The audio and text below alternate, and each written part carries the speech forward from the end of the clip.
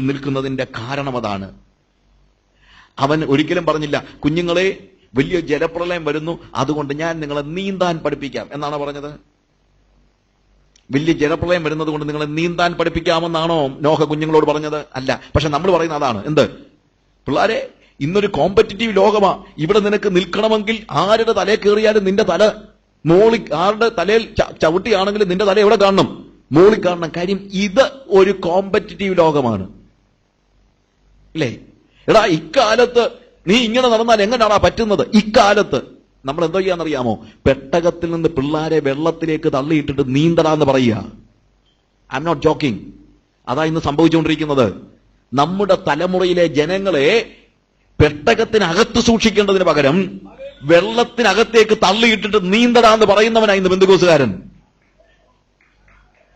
അവിടെയാണ് ഒരു വ്യത്യാസം ആവശ്യമായിരിക്കുന്നത്. ഹല്ലേലൂയ. കുടുംബം പണിയുവാൻ ദൈവം നമ്മളോട് ആവശ്യപ്പെടുകയാണ്. ഒരു വ്യത്യസ്തമായ ഒരനുഭവം.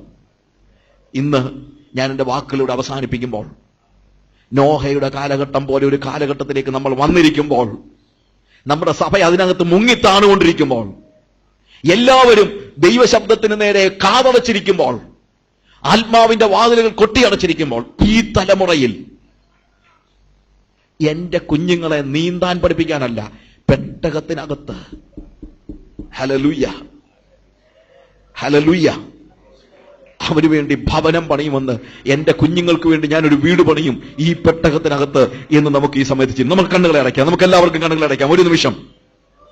വ്യത്യസ്തമായ ഒരു ആത്മീയതയ്ക്ക് വേണ്ടി കർത്താവ് നമ്മളെ വിളിച്ചിരിക്കുകയാണ്. ഈ ലോകത്തോട് അനുരൂപരാകരുത്. ഈ കാലഘട്ടത്തിന്റെ പ്രത്യേകത നോഹയുടെ കാലം പോലെയാകും. നോഹയുടെ കാലഘട്ടത്തിന്റെ പ്രത്യേകത മറ്റൊന്നുമല്ല. They were living as if they have only flesh. ഒരു ശരീരം മാത്രമുള്ളവരെ പോലെ അവർ ജീവിച്ചു.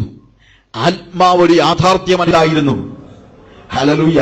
ഇന്ന് ബന്ധുക്കൂസാനെ നോക്കി എന്റെ ചിന്ത, ദൈവം പറയും, അവൻ പ്രാർത്ഥിക്കുന്നത് തന്നെ ഒരു ശരീരം മാത്രമുള്ളവനെ പോലെയല്ലേ. Hallelujah, hallelujah. അവന്റെ പ്രാർത്ഥന കേട്ടിട്ട് കർത്താവ് പറയും, എനിക്ക് മടുത്തു.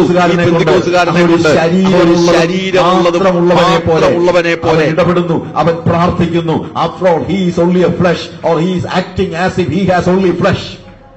അവനൊരു ശരീരം മാത്രമേ ഉള്ളൂ എന്നതുപോലെ അവൻ ഇടപെടുന്നു. നിത്യതയെക്കുറിച്ച് അവന് ബോധ്യമില്ല, ദർശനമില്ല, ആത്മാവിനെ കുറിച്ച് ബോധ്യമില്ല. ദൈവം ആത്മാവാകുന്നുവെന്നും ആ ആത്മാവിന്റെ വെളിപ്പാട്, ആ ആത്മാവിന്റെ പകർച്ചയായി അല്ലെങ്കിൽ ആ സ്വരൂപത്തിലാണ് അവനെ സൃഷ്ടിച്ചിരിക്കുന്നത്, അവൻ അറിയുന്നില്ല. നമുക്ക് പറയാൻ കഴിയുമോ, യേശുവേ, ഞാൻ മനസ്സിലാക്കുന്നു, ഞാൻ ഒരു ആത്മജീവിയാണ്, ഞാൻ ശരീരമുള്ള ഒരു ആത്മജീവിയാണെന്ന് നമുക്ക് പറയാൻ കഴിയുമോ? എന്റെ കൺസേൺ ആത്മാവിന്റെ കൺസേണാ. എന്റെ കൺസേൺ നിത്യതയുടേതാണ്. ഞാൻ ഈ ലോകത്തിലുള്ള കാര്യങ്ങൾക്ക് വേണ്ടി ഒത്തിരി ഓടി. പക്ഷേ ഈ തലമുറയിൽ നിന്ന് ഞാൻ വ്യത്യസ്തനായിരിക്കണമെന്ന് നിനക്കിന്ന് പറയാൻ കഴിയുമോ? കർത്താവിനോട് പറയാമോ, കർത്താവേ, എന്റെ തലമുറയിലെ ആളുകൾ എങ്ങനെ ജീവിക്കുന്നു എന്നുള്ളത് എനിക്ക് വിഷയമല്ല. അവരൊരു പക്ഷേ ദൈവത്തിന്റെ പുത്രന്മാരെന്ന് സ്വയം വിളിക്കുകയും അവർക്ക് ബോധിച്ചതുപോലെ നടക്കുകയും ചെയ്യുമായിരിക്കും. പക്ഷെ ഞാൻ എന്റെ ഓരോ തീരുമാനമെടുക്കുന്നതിന് മുമ്പും എന്താണ് നിന്റെ ഹിതമെന്ന് ഞാൻ തിരക്കും. എനിക്ക് ബോധിച്ചതുപോലെ ഞാൻ നടക്കത്തില്ല. കാരണം ഞാൻ എന്റെ ശരീരത്തെ യാഗമായി അർപ്പിച്ചിരിക്കുകയാണ്.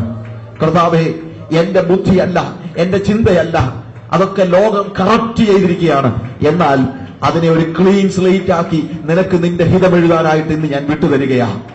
ഈ ലോത്തിന്റെ കാലം പോലെ, ഈ നോഹയുടെ കാലം പോലെ ഈ ഒരു ലോകത്ത് കർത്താവെ നിനക്ക് വേണ്ടി എന്റെ വാതിൽ ഞാൻ തുറന്നു തരികയാണ്. കർത്താവെ, നിന്റെ ആത്മാവെന്റെ ആത്മാവോട് സംവാദിക്കേണ്ടതിന് വേണ്ടി ഞാൻ എന്റെ ആത്മാവിന്റെ വാതിൽ തുറന്നു തരികയാണ്. എത്ര പേര് കർത്താവിനോട് പറയും, കർത്താവെ, ഞാൻ എന്റെ ആത്മാവിന്റെ വാതിലുകൾ നിനക്ക് വേണ്ടി തുറന്നു തരുന്നു. അവരുടെ കരങ്ങളെ ഉയർത്തി കർത്താവിനോട് പറയും, കർത്താവെ, ഞാൻ എന്റെ ആത്മാവിന്റെ വാതിലുകൾ നിനക്ക് നേരെ തുറന്നു തരുന്നു. കർത്താവെ, ലോകത്തുള്ള മറ്റുള്ളവർ എന്ത് ചെയ്യുന്ന എനിക്ക് വിഷയമല്ല, എന്റെ സഭക്കാരെന്ത് ചെയ്യുന്ന എനിക്ക് വിഷയമല്ല. ഒരുപക്ഷെ ഈ സഭ മുഴുവനായിട്ട് മാറി നിന്നാലും കർത്താവെ, നിന്റെ ശബ്ദം കേൾക്കുവാനായി ഞാൻ എന്റെ ഹൃദയത്തിന്റെ ആത്മാവിന്റെ വാതിലുകളെ തുറന്നു വയ്ക്കും. കർത്താവെ, എന്റെ തലമുറയെ അവർക്ക് ഇവിടെ ഭൂമിയിൽ കയ്യിൽ ആവശ്യമുള്ളതെല്ലാം കൊടുത്ത് കർത്താവ് മത്തു പിടിപ്പിക്കാൻ വേണ്ടിയല്ല, അവരിലേക്ക് ഒരു നിർവ്യാജ വിശ്വാസം പകർന്നു കൊടുക്കുവാൻ തക്കവണ്ണം ഞാൻ പരിശ്രമിക്കും. എന്റെ കുഞ്ഞുങ്ങള് എന്റെ നോക്കിയിട്ട് ഞാൻ ദൈവവുമായിട്ട് സംസാരിക്കുന്ന വ്യക്തിയാണെന്ന് മനസ്സിലാകത്തക്ക രീതിയിൽ എന്റെ കുടുംബം ഞാൻ പറയും. കർത്താവെ, ഒരു 7 ദിവസവും നിലനിൽക്കുന്ന ഒരു ചർച്ച് ഞാൻ എന്റെ വീട്ടിൽ പണിയും എന്ന് എത്ര പേര് പറയും? കരങ്ങൾ ഉയർത്തി പറയും, കർത്താവെ ഞാൻ തീരുമാനിക്കുന്നു, I will build a 7-day church in my home.